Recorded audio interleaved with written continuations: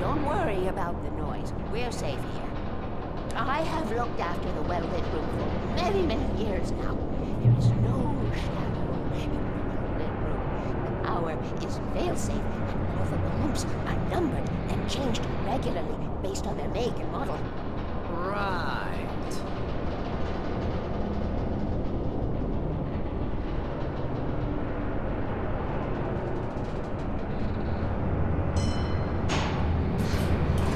There's an old army base in Greenville. It was active during the Second World War. They operated here back then. They must have built this. Yes, they did. It's my place now.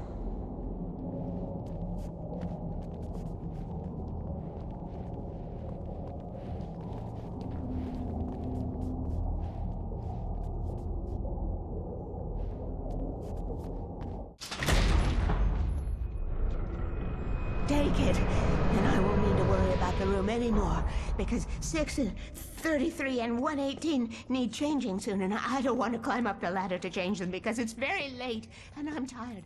And if you take it, I won't have to do that anymore. The page was autobiographical, a memory from my childhood. But I didn't write this. It was a page written by Thomas Zane. None of them were supposed to exist anymore. Alan, 7 years old, would fight sleep to the bitter end. When he did sleep, he soon woke up, screaming, the nightmares fresh in his mind. One evening, his mother, sitting by his bed, offered him an old light switch. She called it the clicker, and flicking the switch would turn on a magical light that would drive the beast away. To imbue the talisman with all possible power, she added that it had been given to her by Alan's father. Alan never knew him, and anything of his took on mythical proportions in his mind. With the clicker firmly in his hand, Alan finally slept like a baby. Now, almost 30 years later, Alan thought of this as he stood on the rim of Cauldron Lake, the clicker in his hand. He took a deep breath and jumped. My mind swirled. I'd given the clicker to Alice, yet it was here. Zane had written it into existence in a story I had written. I can get to her now. I can finish this.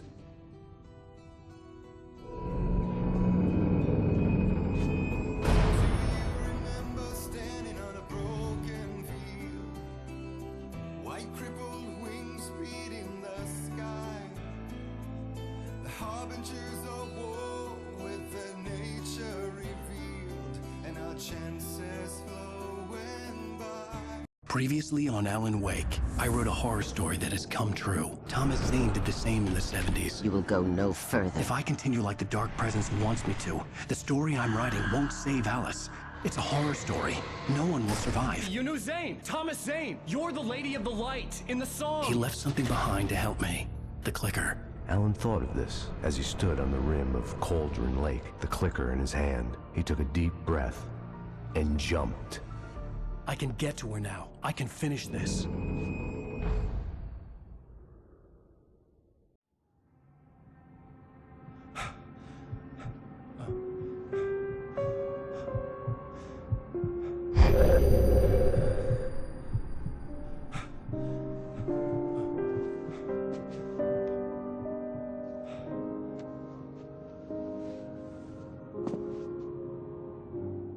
I had a hangover.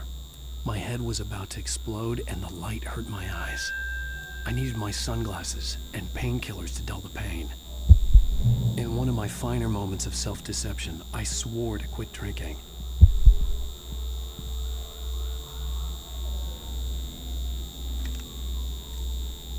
The sunglasses made the world look bearable.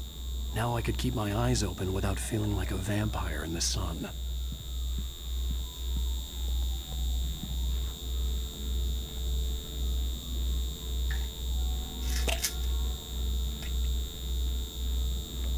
The pills worked fast. The prospect of being awake started to seem bearable again. There was a message waiting for me on the machine.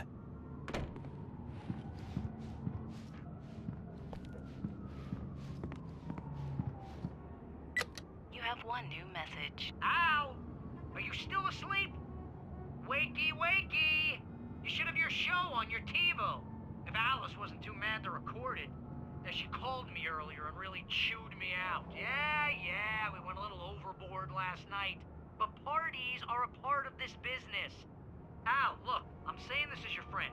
She's not doing your career any favors by trying to run your life like that, okay? I'll talk to you later, Al. Watch the show!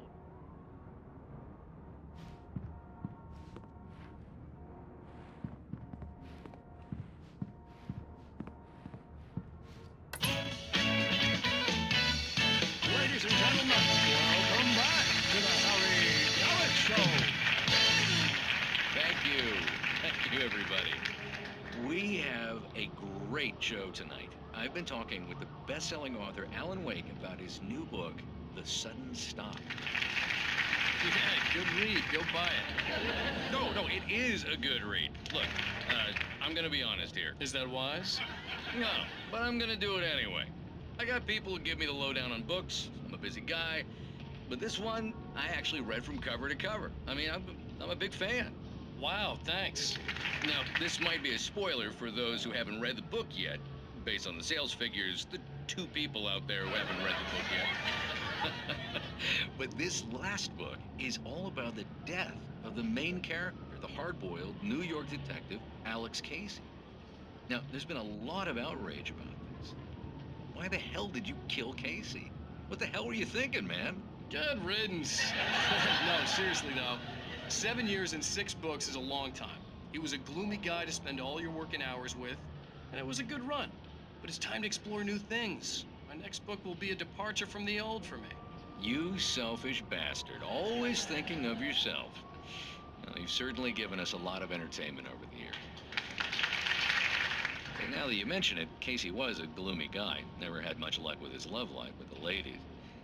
Was that autobiographical in any way?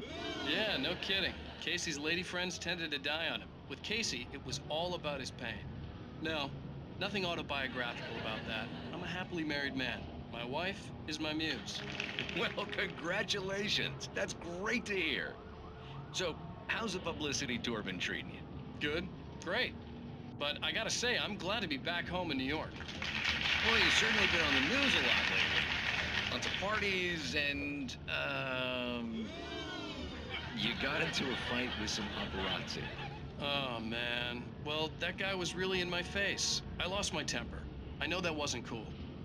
You are famous for that temper. Well, I did also write several books. Well, your latest novel is called The Sudden Stop, and it's in bookstores now. Go get it. That means the 2 of you out there who haven't bought it yet. Ladies and gentlemen, that's all we have for you tonight. I want to thank all our guests for the evening. Alan Wake, Sam Lake. Once more, do the face for us, Sam. And our musical guests, Poets of the Fall. Thank you. At least I'd been funny. I told myself I could live with that.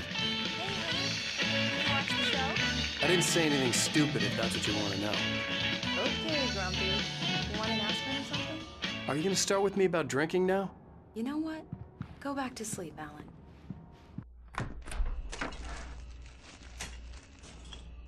What? Now you can't even talk to me? Well, this morning I was angry because you said you'd be home at midnight and you showed up at 7 a.m. and passed out in mid-sentence. Now I'm over it. Are you angry? This goddamn tour. It's gotten out of hand. Oh, honey. It's almost over, right? We can get back to normal. Then you can start writing again. I'm sorry, honey.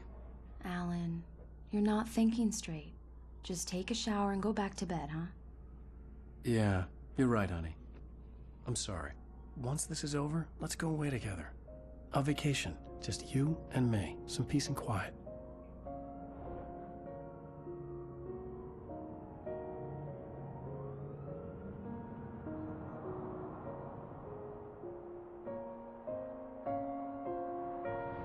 Somehow, the clicker was the key to the cabin. I had to return to Cauldron Lake to save Alice.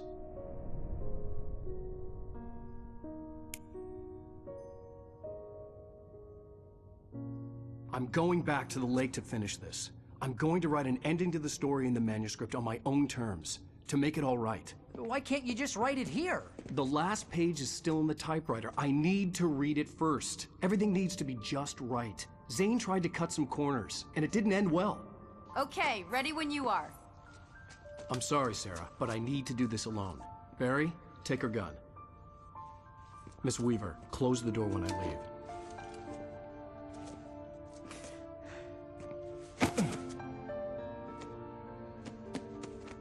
Good luck, Al.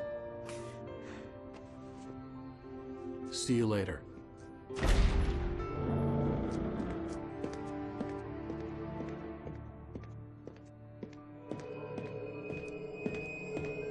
When I got out, it was warm and sunny. I'd flicked the switch of the clicker. Had it done this? I didn't stop to question it. I had to take advantage of the sunlight to get to the lake. On Zane's page, I'd stood on the rim of Cauldron Lake, about to use the clicker. That's where I was headed.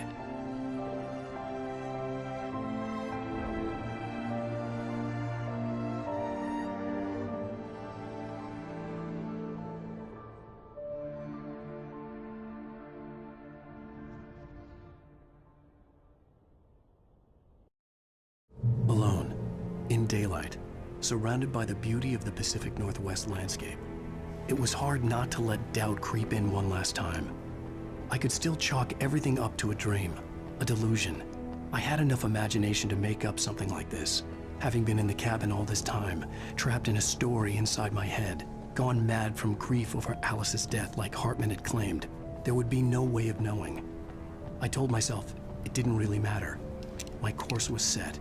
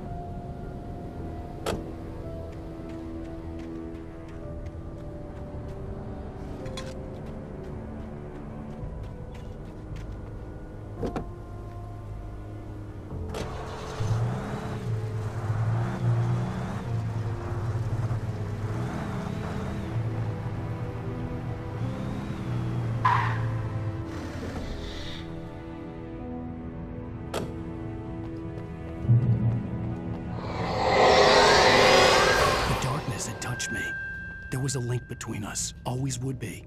I could feel its presence again, getting closer.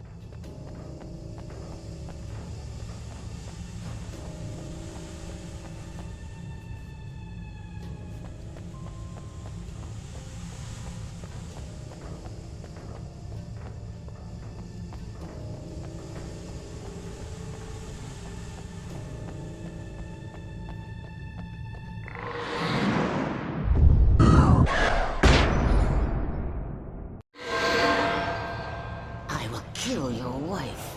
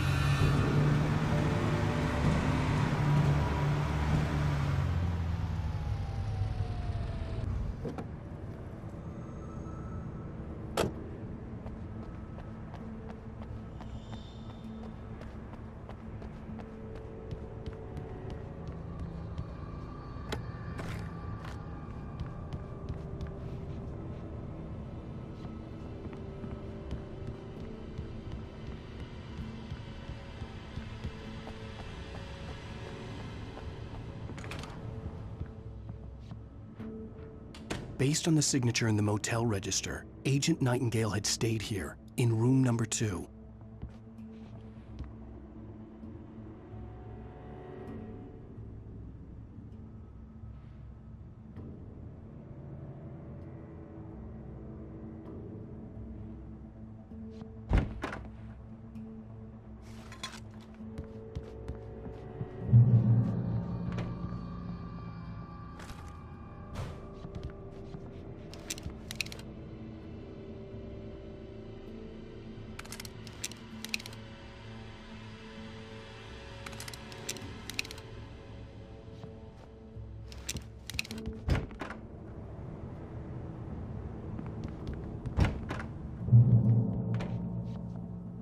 This had obviously been the room where Agent Nightingale had stayed when he hadn't been busy harassing me.